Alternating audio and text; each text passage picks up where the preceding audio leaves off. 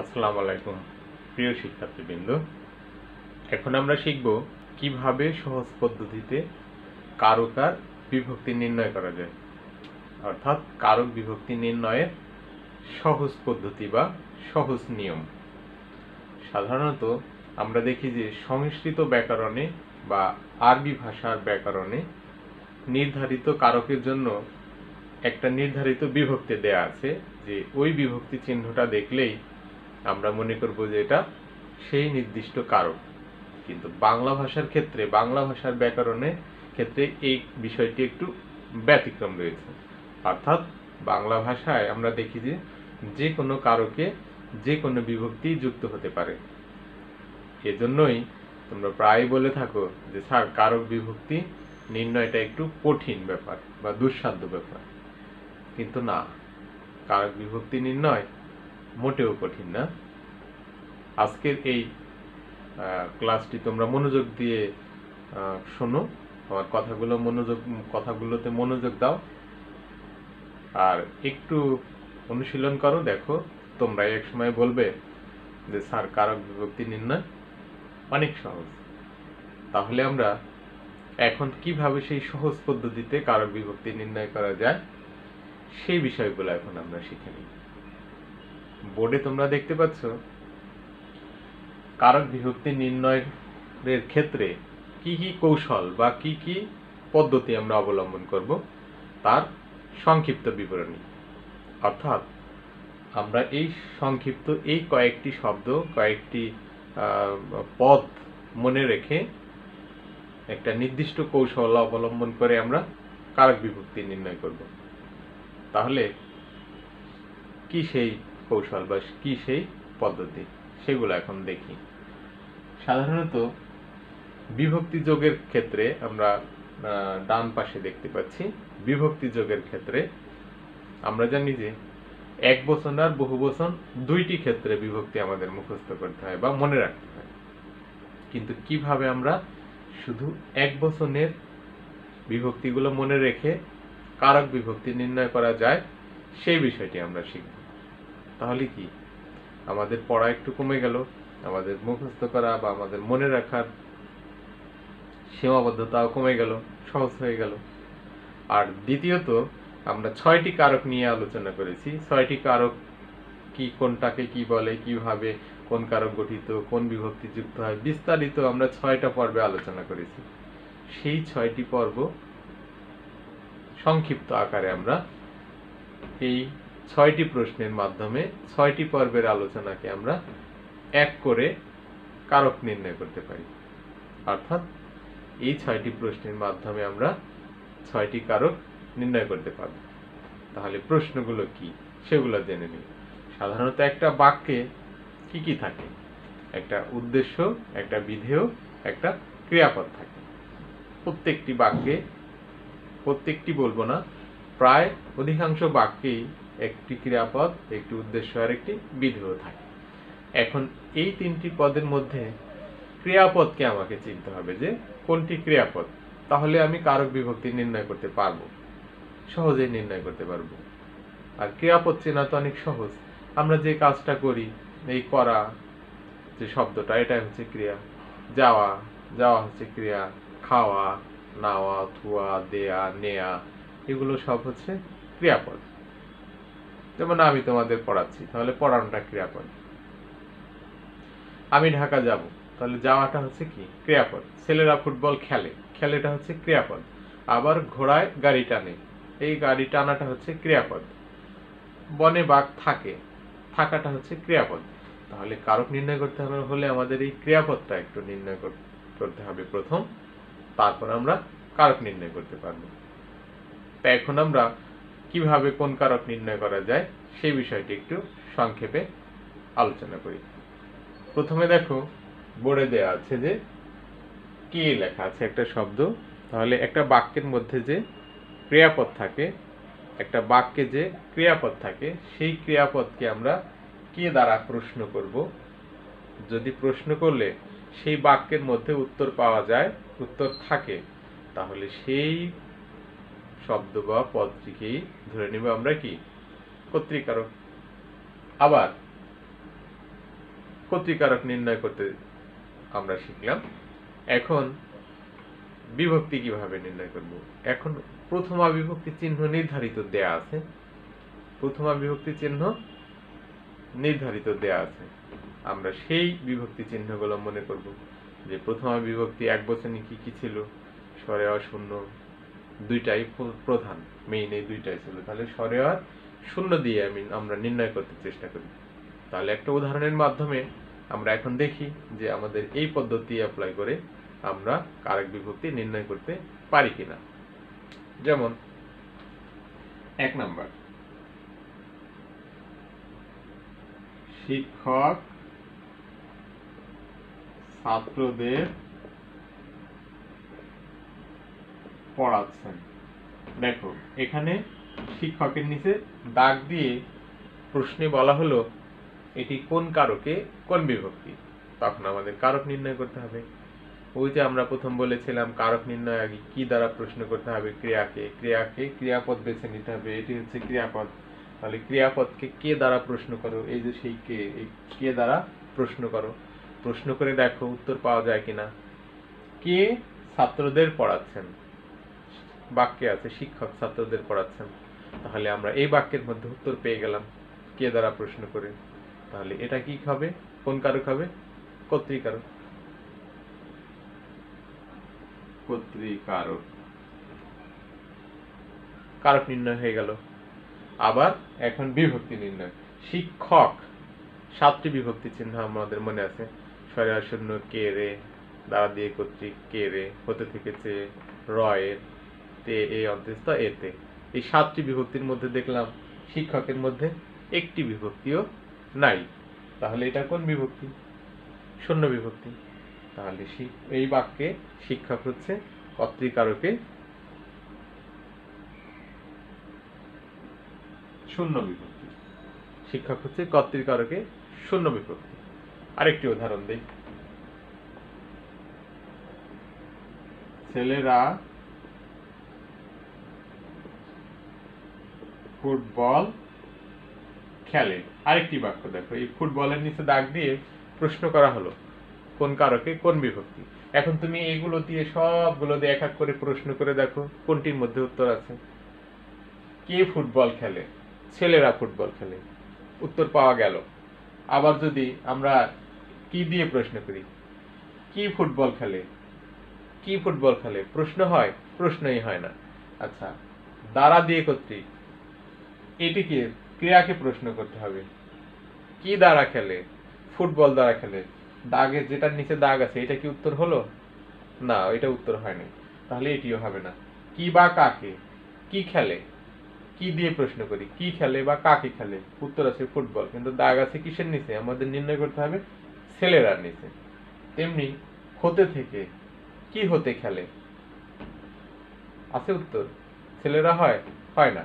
তারপর কোথায়, কোথায় খেলে, কোথায় খেলে? ছেলেরা খেলে, এটা কি উত্তর হলো? তাহলে হলো না। যদি শুধু আমরা প্রশ্ন করি কে খেলে, উত্তর হয় ছেলেরা খেলে। তাহলে কে দ্বারা প্রশ্ন করলে যদি উত্তর পাওয়া যায়, ক্রিয়াকে কে দ্বারা প্রশ্ন করলাম, উত্তর পেয়ে গেলাম, তাহলে এটি হচ্ছে কর্তৃকারক। কর্তৃকারক। এখন বিভক্তি নির্ণয় করব। 7টি বিভক্তি আমরা দেখি যে 7টির মধ্যে কোন বিভক্তিটি চিহ্নটি এটা শেষে আছে। শেষে আছে কি? আ। তাহলে আ আমরা দেখলাম যে এটা কিন্তু বহুবচনে আছে শূন্য বিভক্তির মধ্যে। আমি তোমাদের বলেছি যে বহুবচন ছাড়াও বিভক্তি নির্ণয় করা যায় সহজ পদ্ধতিতে। তাহলে দেখলাম যে আ, এটা কোনটার মধ্যে, কোন বিভক্তির মধ্যে আছে কিনা দেখো। স্বরে অ শূন্য, কে রে, দ্বারা দিয়ে কর্তৃক, হতে থেকেছে, রয়ের, তে এ অন্তস্থ এতে, হইতে থেকেছে, কোনটির মধ্যে আ বিভক্তি নাই, সুতরাং শূন্য বিভক্তি। এখানে কর্তৃকারকে শূন্য বিভক্তি। অনেক সহজ বিষয়টি, একটু অনুধাবন করার চেষ্টা করো, তাহলে দেখবে যে এর থেকে সহজ আর কিছু হয় না, এরকম মনে হবে তোমাদের। আরেকটি উদাহরণ, যেমন বসিরাত যাবে। 3 নাম্বার, বসির আজ যাবে। এইটির নিচে দাগ দিয়ে বলা হলো কোন কারকে কোন বিভক্তি নির্ণয় করো। আবার প্রশ্ন হতে পারে স্যার এইটির নিচে দাগ দিয়ে বলবে নাকি কোন? হ্যাঁ বলবে, কিন্তু তখন আমাদের অন্য প্রশ্ন দিয়ে বা অন্য প্রশ্ন জিজ্ঞাসাসূচক যে শব্দ আছে সেই শব্দ দিয়ে আমাদের প্রশ্ন করতে হবে। আমরা ধারাবাহিকভাবে আসছি সেটা। আচ্ছা, বশির আজ যাবে, তাহলে এখানে কে দ্বারা প্রশ্ন করি? 1 নম্বরে কে যাবে প্রশ্ন করলে উত্তর বাক্যের মধ্যে আছে বশির যাবে, তাহলে এটা আবার হবে কর্তৃকারক। বিভক্তি নির্ণয়, শেষে কি আছে? র আছে। শেষে কি আছে? র আছে। বিভক্তি খুঁজো। ষষ্ঠী বিভক্তি কি চিহ্ন কি ছিল? দেখো, র আর অন্ত্যেষ্টি, র আর এর। ষষ্ঠী বিভক্তি র আর এর, শেষে র আছে, ষষ্ঠী সরাসরি আমরা লিখে দিলাম। তাহলে কর্তৃকারকে ষষ্ঠী বিভক্তি। সহজ না? আচ্ছা, পরের আরেকটি দেখি আমরা, আরেকটি উদাহরণ।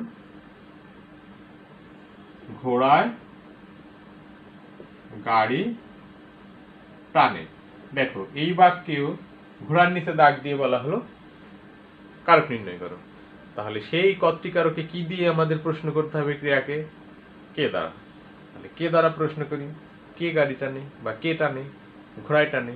তাহলে ঘোড়া কর্তৃক কোন কারক হলো? সে একইভাবে কর্তৃকারক।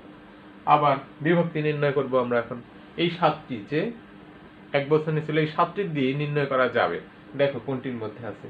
সপ্তমী বিভক্তির মধ্যে আছে, তে এ অন্ত্যেষ্ঠ আর এতে। তাহলে এখানে আমরা সহজেই দেখি, এখানে অন্ত্যেষ্ঠ আছে, তাহলে বিভক্তি হবে এখানে সপ্তমী বিভক্তি। আশা করি কর্তৃকারক নির্ণয় তোমাদের আর কোনো সমস্যা হবে না। এখন কর্মকারক নির্ণয় করব আমরা। কিভাবে কর্মকারক নির্ণয় করা যায়? কর্মকারক এরকম আমাদের কি করতে হবে? প্রশ্ন নির্দিষ্ট দেয়া আছে, কি বা কাকে দ্বারা। দ্বিতীয় নম্বরে কি বা কাকে, এই দুইটি শব্দ বা পদ দ্বারা ক্রিয়াকে প্রশ্ন করতে হবে। যদি ওই যে দাগাঙ্কিত মানে যেটির নিচে দাগ থাকে সেটি যদি উত্তর হয় তাহলে সেটি কর্মকারক। আর বিভক্তি আমরা 7টি বিভক্তি চিহ্নিত করব। 7টি বিভক্তির মধ্যে দেখব যে কোনটির সাথে মিল আছে, তাহলে যেটির সাথে মিল থাকবে সেই বিভক্তি। যেমন 1 নম্বর উদাহরণ, বাবাকে সালাম দিও। বাবাকে সালাম দিও, যদিও আমরা অনেকেই দেই না। তারপরে দেখো, বাবাকে সালাম দিও, বাবার নিচে দাগ দিয়ে প্রশ্ন করা হলো যে বাবাকে সালাম দিও বাক্যে বাবাকে কোন কারকে কোন বিভক্তি। তখন আমরা, অথবা দাগাঙ্কিত শব্দটি কোন কারকে কোন বিভক্তি, তখন আমরা আবার প্রশ্ন করব, কে দ্বারা প্রশ্ন করব। কে সালাম দিও, উত্তর কি হয়? বাবা সালাম দিও, হয় না। কাকে সালাম দিও? বাবাকে সালাম দিও। তাহলে কাকে, এটা কোথায় আছে? কর্মকারকে। সুতরাং এটি আমরা যে বুঝতে পারলাম যে কর্মকারক। এখন বিভক্তি যোগের বা বিভক্তি নির্ণয়ের পালা। কে বিভক্তি, কাকে, কে যুক্ত আছে, দেখো কে দ্বিতীয় বিভক্তি, কে অথবা রে। বাবা কে, তাহলে কে থাকলে দ্বিতীয় বিভক্তি। এখন স্যার দ্বিতীয় তো আবার কে তো আবার চতুর্থীর মধ্যেও আছে, তাহলে চতুর্থীর মধ্যে আর দ্বিতীয়ের মধ্যে পার্থক্য করবো কিভাবে? তো পার্থক্য করবো, যদি সত্য মালিকানা ত্যাগ করে কোনো সম্পদ বা এরকম কোনো কিছু দিয়ে দেয়া হয় যেটা আবার কখনো প্রত্যাশা করা হয় না, এই ধরনের কোনো কিছু দিলে সেই ক্ষেত্রে হয় হচ্ছে চতুর্থী তৎপুরুষ, চতুর্থী বিভক্তি। আচ্ছা, এরপরে আছে তোমায় আমি চাই। আরেকটি বাক্য দেখো, তোমায় আমি চাই, তোমার নিচে দাগ। এটি বললে, এটি লিখলে মনে হয় যে তোমায় আমি চাই, আবার অন্য দিকে চলে যায়, তাই না? প্রেমিক প্রেমিকা সেই দিকে চলে যায়, কিন্তু না, আমরা চাইবো কাকে? সৃষ্টিকর্তাকে। সৃষ্টিকর্তা রব্বুল আলামিন, মহান রব্বুল আলামিন আল্লাহকে চাইবো যে তোমায় আমি চাই। তাহলে এখন দেখো, এই তোমায় কাকে চাই, কাকে দিয়ে প্রশ্ন করো? সৃষ্টিকর্তাকে।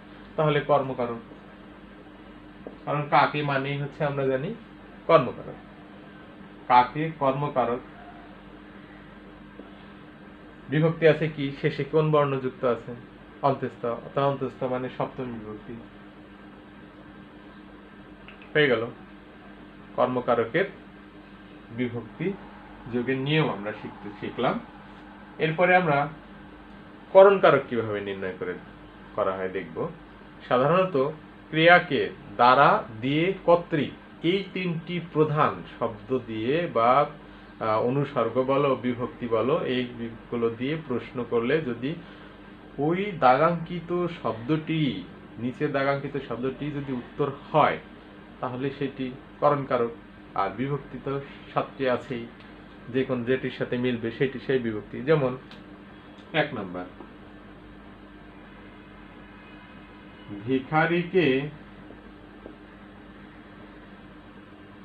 ভিখারিকে খাদ্য দাও, না হয় নাই, ছাত্ররা, যেমন ওটা হয়নি, ছাত্ররা বল খেলে।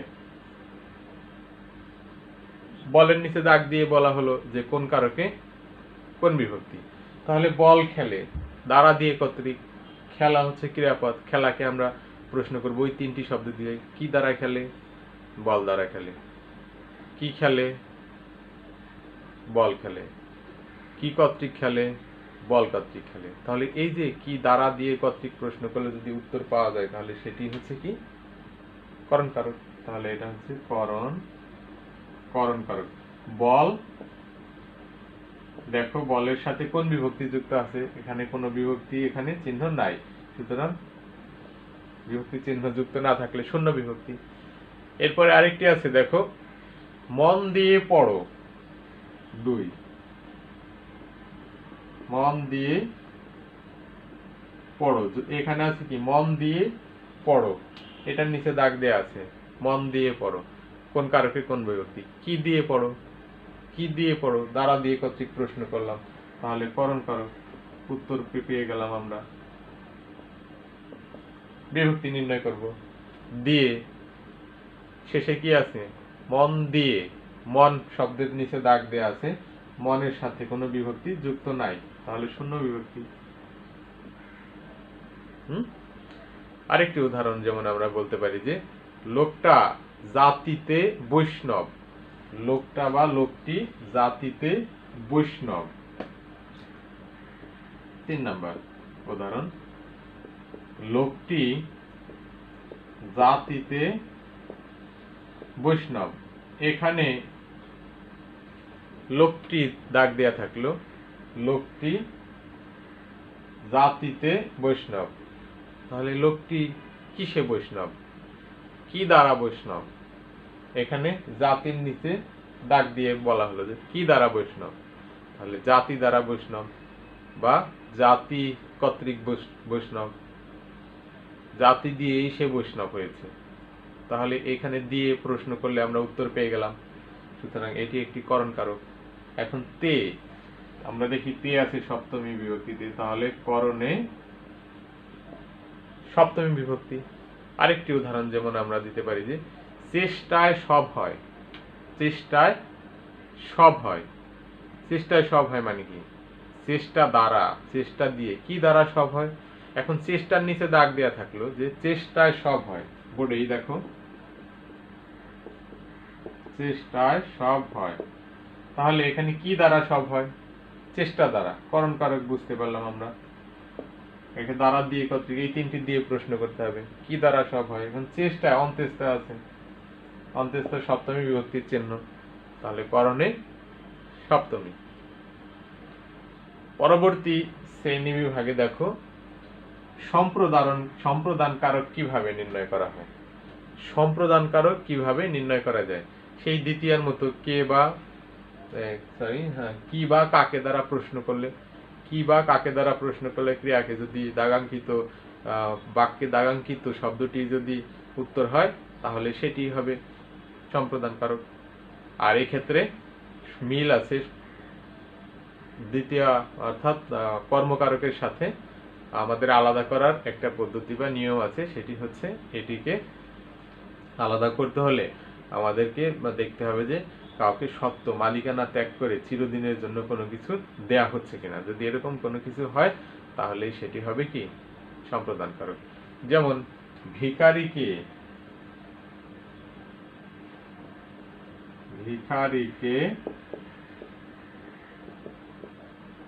অন্ন দাও। এখানে ভিখারিকে অন্ন দাও, ভিখারিকে যখন অন্ন দেই আমরা সেই অন্ন কি আবার আজকে দিয়ে কালকে কি তার সাথে গিয়ে খাওয়া শুরু করি না, তাকে যেটা দেয় সেটা সেই শুধু খায়, তাই না? তাহলে এই যে ভিখারিকে অন্ন দাও, তাহলে ভিখারিকে অন্ন দেয়া এটা একটা সম্প্রদান কারক। কারণ এই দাওকে কাকে দিয়ে প্রশ্ন করি আমরা, তাহলে কাকে দিয়ে প্রশ্ন করলে উত্তর পাওয়া যায়, উত্তর পেলাম সম্প্রদান কারক। কে বিভক্তি যুক্ত আছে, কে কোথায় আছে, দেখো চতুর্থী বিভক্তির উদাহরণ, তাহলে সম্প্রদানে চতুর্থী বিভক্তি। আবার সৎপাত্রে কন্যাদান,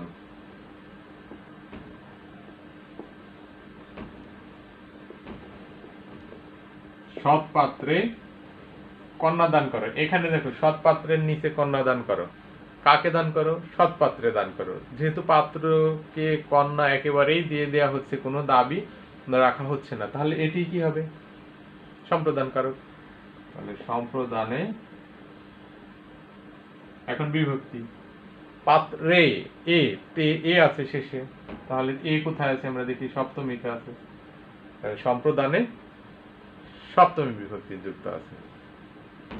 অন্ধজনে আলো দাও, অন্ধজনে আলো দাও। আরেকটি উদাহরণ আমরা দেখি, অন্ধজনে আলো দাও। কি দিয়ে প্রশ্ন করার কথা ছিল?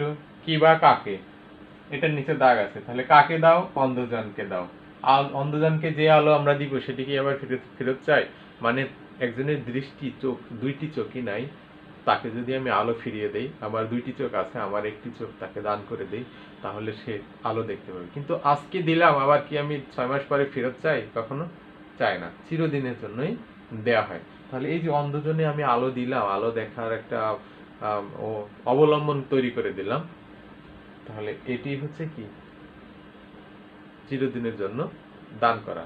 আর চিরদিনের জন্য দান অর্থে আমরা জানি সম্প্রদান কারক হয়। তাহলে প্রশ্ন, আবার প্রশ্নের বিষয়টি আছে, বলা হয়েছে যে আলো দাও, কাকে দাও? কাকে আলো দাও? অন্ধজনকে। তাহলে আমরা উত্তর পাইলাম সম্প্রদান কারক হয়ে গেল, সম্প্রদান কারকে। এখন বিভক্তি নির্ণয়, এ তে বিভক্তি আছে, তাহলে সপ্তমী, কারণ এখানে সপ্তমীতে এ অন্তস্থ 7টি বিভক্তি চিহ্নের মধ্যে শেষ বিভক্তিটি যুক্ত আছে, সুতরাং এটি সম্প্রদানে সপ্তমী বিভক্তির উদাহরণ। আরেকটি উদাহরণ আমরা যদি ওই ধোপাকে কাপড় দাও, একইভাবে ধোপাকে, এটি নিয়ে বিতর্ক যদিও আছে, তারপরে এটি সম্প্রদান কারকই বলা হয়ে থাকে। ধোপাকে, তাহলে কাকে কাপড় দিব? ধোপাকে কাপড় দিব। ধোপাকে যখন কাপড় দিলাম, কারণ তখন তো সে মালিকই, সেই ধোপা হয়ে গেল, এই অর্থে এটি সম্প্রদানে, কারণ হারিয়ে গেলে সম্প্রদান কারক হয়ে থাকে, কারণ হারিয়ে গেলে, ওখান থেকে নষ্ট হয়ে গেলে তখন সেই দায়ভার বহন করে থাকে। তাহলে ধোপাকে কাপড় দাও, এখানে ধোপাকে কাকে দিয়ে প্রশ্ন করব? ধোপাকে, চিরদিনের জন্যই দেয়া হলো, এরকম মনে করা হয়। তাহলে এটি হচ্ছে কি? সম্প্রদান কারকের আরেকটি অন্যতম উদাহরণ। এখন আমরা দেখব অপদান কারক কিভাবে নির্ণয় করা হয়। অপদান কারককে আমরা সাধারণত ক্রিয়াকে কি দ্বারা প্রশ্ন করব? দেখো, হতে, থেকে আর চেয়ে, এই তিনটি অব্যয় দিয়ে যদি প্রশ্ন করি আমরা, তাহলে যদি উত্তর পাই, তাহলে সেটি হবে অপদান কারক। যেমন গাছ থেকে, গাছ থেকে পাতা পড়ে, এই বাক্যে গাছের নিচে দাগ দেয়া হলো, গাছের নিচে দাগ দেয়া হলো, কোন কারকে কোন বিভক্তি নির্ণয় করো। অথবা থেকে সহই দেয়া হলো, তাহলে কোথা থেকে, কোথা থেকে পাতা পড়ে প্রশ্ন করলাম, কোথা থেকে পাতা পড়ে, মাঝখানেরটি, মাঝখানে যেটি আছে এটি দিয়ে প্রশ্ন করি। অথবা কোথা হতে পাতা পড়ে, গাছ হতে পাতা পড়ে। সুতরাং এটি আমরা জানলাম যে উত্তর আছে, অতএব অপাদান কারক, অপাদান কারক। এখন বিভক্তি নির্ণয় করব। বিভক্তি নির্ণয় করব, গাছ থেকে, যদি থেকে পর্যন্ত থাকে তাহলে থেকে দেখতে হবে যে থেকে কোন বিভক্তি আছে, পঞ্চমী বিভক্তি। আর যদি শুধু গাছ থাকে তাহলে গাছের মধ্যে খুঁজতে হবে কোন বিভক্তি যুক্ত আছে। যেহেতু থেকে পর্যন্ত দেয়া আছে, আমরা থেকে দেখলাম যে পঞ্চমী বিভক্তির উদাহরণ। তাহলে এটি কি হলো? অপাদান কারকে পঞ্চমী বিভক্তির উদাহরণ। আরেকটি উদাহরণ আমরা দিই, যদি জমি থেকে ফসল পাই, জমি থেকে ফসল পাই। দেখো এখানে জমি থেকে নিচে দাগ দিয়ে বলা হলো কোন কারকে, তাহলে কোন বিভক্তি, তাহলে প্রশ্ন করবো আবার কোথা থেকে, কোথা হতে, তাহলে কোথা থেকে ফসল পাই, জমি থেকে। অপাদান কারক পেয়ে গেলাম আমরা। এখন থেকে আবার ওই যে পঞ্চমী হইতে থেকে চেয়ে যদি থাকে সেই পঞ্চমী বিভক্তির উদাহরণ। এরপরে আবার আছে দেখো যে বিপদ থেকে বাঁচাও, বিপদ থেকে বাঁচাও 3 নাম্বার। একইভাবে বিপদ থেকে বাঁচাও।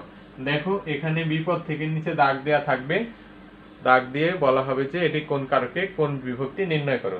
তখন এখানে যে 7টি বা 6টি যে প্রশ্ন আছে এই প্রশ্ন দিয়ে আমরা প্রশ্ন করব, ক্রিয়াকে দেখি উত্তর পাই কিনা। তাহলে কোথা থেকে বাঁচাও, আমাকে কোথা থেকে কোন কারক হবে, তাহলে দেখলাম যে কোথা থেকে, থেকে হইতে থেকে চেয়ে দেয়া আছে কোথায়, অপাদান কারকের মধ্যে। তাহলে কোথা থেকে বাঁচাও, বিপদ থেকে, আমরা জেনে নিলাম যে এটা অপাদান কারক।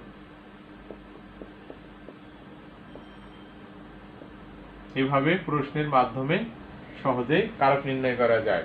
এখন আমরা দেখি যে কোথা থেকে, এটা থেকে কোন বিভক্তি আছে, সেই পঞ্চমী আবারও পঞ্চমী বিভক্তি, সুতরাং এটি অপাদান কারকে পঞ্চমী বিভক্তির উদাহরণ। আবার আরেকটি উদাহরণ দিই আমি।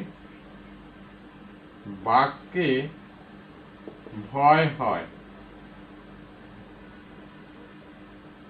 দেখো বাঘকে ভয় হয়, বাঘের নিচে দাগ দিয়ে বলা হলো এটি কোন কারকে কোন বিভক্তি। বলে স্যার কাকে ভয় হয়, এটি তো দেখি আমরা কর্মকারক, কাকে ভয় হয়, তাই না? হ্যাঁ, তাহলে তো এইটা কিভাবে অপাদান কারক হবে?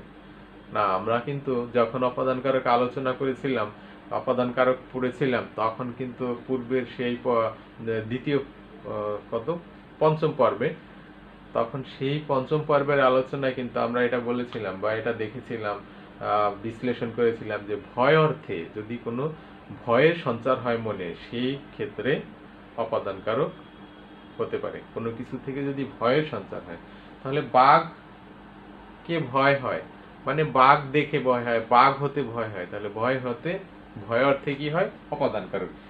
এই একটা বিষয় শুধু আমাদের অপাদান কারক নির্ণয়ের ক্ষেত্রে মনে রাখতে হবে যে ভয় অর্থে অপাদান কারক হয়।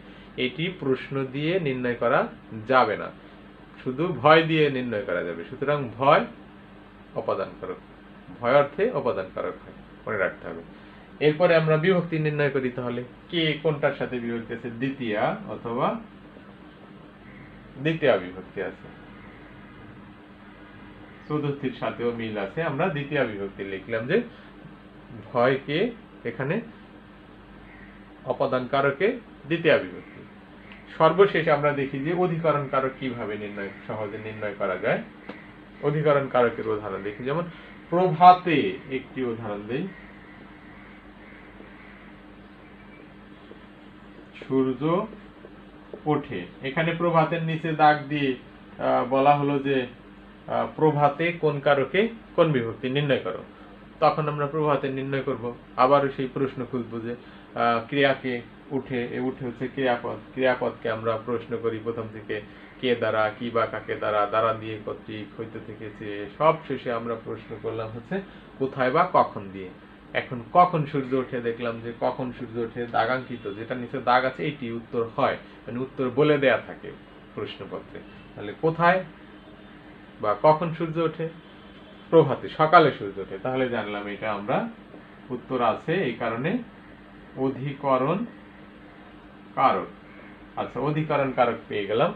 এরপরে আমরা বিভক্তি নির্ণয় করব। প্রভাতে কোন বিভক্তি যুক্ত, সাধারণত দেখি যে আমরা সপ্তমী বিভক্তির সাথে এ শব্দটি আছে, অতএব সপ্তমী বিভক্তি, অধিকরণ কারকে সপ্তমী বিভক্তি। আরেকটি উদাহরণ আমি দেই, যেমন পুকুরে মাছ আছে, এই বাক্যে পুকুরের নিচে দাগ আছে, তাহলে পুকুরকে আমরা এখানে আছে দিয়ে আছে কে প্রশ্ন করব, এই প্রশ্নগুলো দিয়ে কোথায় মাছ আছে, কোথায় মাছ আছে, পুকুরে মাছ আছে, কোথায় স্থান আমরা পেয়ে গেলাম, তাহলে এটা অধিকরণ কারক, অধিকরণ কারক। এখন এ, এখানেও আবার শেষে এ আছে, তাহলে সপ্তমী বিভক্তি, অধিকরণ কারকে সপ্তমী বিভক্তি। তেমনি আবার যদি বলি যে আকাশে চাঁদ উঠেছে, আকাশে 3 নাম্বার, আকাশে চাঁদ উঠেছে, এই বাক্যে আকাশের নিচে দাগ দিয়ে বলা হলো কারক বিভক্তি নির্ণয় করো। তখন আমরা এই যে 6টি কারক নির্ণয়ের যে প্রশ্ন, এই প্রশ্ন দিয়ে আমরা ক্রিয়াকে প্রশ্ন করব। উঠেছে, কোথায় উঠেছে, কোথায় উঠেছে, আকাশে উঠেছে। যদি আমরা বলি কি উঠেছে, তাহলে কিন্তু এইটি উত্তর হয় না। কি দিয়ে প্রশ্ন হয়, কি উঠেছে, উত্তর হয় চাঁদ। কিন্তু দাগ আছে যেটা, ওইটি তো আর উত্তর পাওয়া যায় না। এই কারণেই যখন প্রশ্ন করব এই দাগ দেয়া থাকবে যেটি নিচে, এইটি উত্তর হতে হবে। আর ওইটি যদি উত্তর হয় তাহলে ওইটি নির্ধারিত কারক। তাহলে প্রশ্ন করব কোথায় উঠেছে, আকাশে উঠেছে, তাহলে এখানে আমরা জানলাম যে এটা অধিকরণ কারক।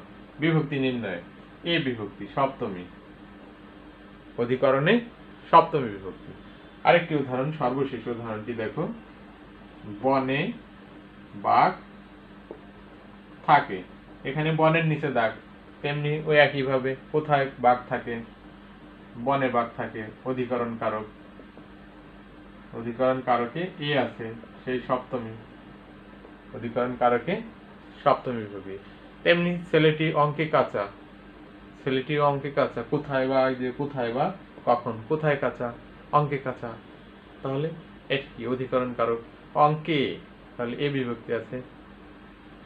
এই হলো বিভক্তি, কারক বিভক্তি নির্ণয়ের সব থেকে সহজ পদ্ধতি আর নিয়ম। শুধু এই প্রশ্নগুলো, 6টি প্রশ্ন আর এই 7টি বিভক্তি মনে রাখতে পারলে কারক বিভক্তি থেকে আমার বিশ্বাস যে তোমরা যে কোনোভাবে, যে কোনো পদ্ধতিতে, যত কঠিন করেই প্রশ্ন করা হোক, তোমরা সঠিক উত্তরটি নির্ণয় করতে পারবে।